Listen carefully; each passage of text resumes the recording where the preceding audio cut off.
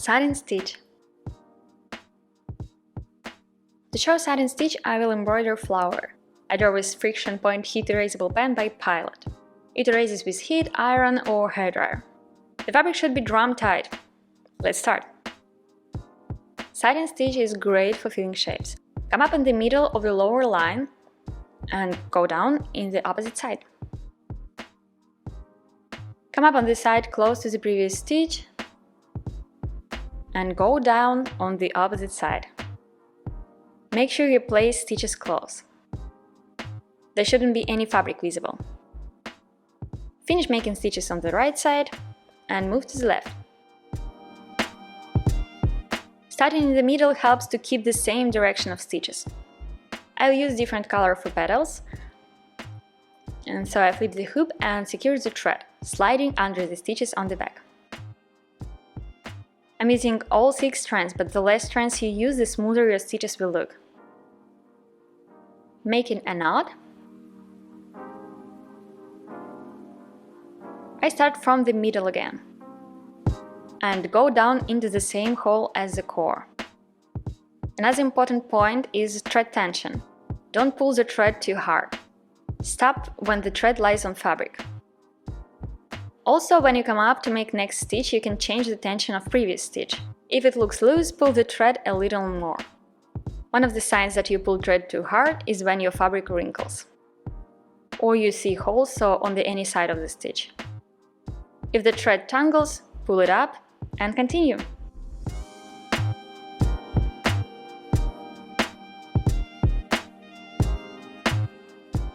Once you got the movement, you can fill any shape with satin stitch.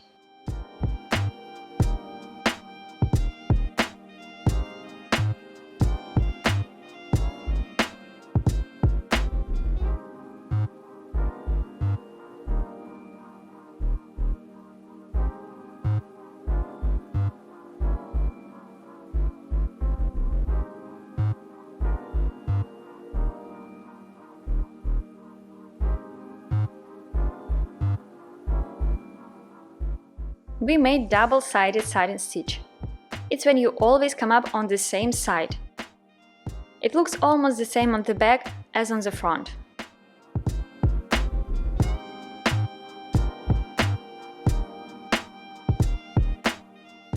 And this is one-sided satin stitch. You come up on the same side you came down. It looks like satin stitch only on the front side. And you'll use less thread than when you make double-sided satin stitch. One-sided is harder to make in my opinion, because you have less control over the thread tension.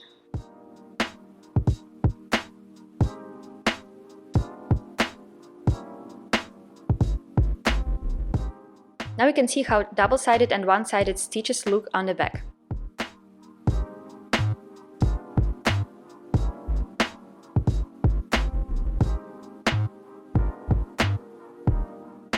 I flipped the hoop before, so now above is one-sided and below is double-sided satin stitch. Double-sided, one-sided. Important note: long satin stitch is great only if you're keeping your embroidery stretched in the hoop or frame. If you embroider something wearable, make split stitch. I'll leave link to the tutorial in the description. But once you place the fabric back and create tension, long stitches look good again. Fabric should be drum tight. It's crucial for smooth stitches. I used satin stitch for kitchen garden pattern. Instead of long vertical stitch, I made short horizontal and made a lot of satin stitches.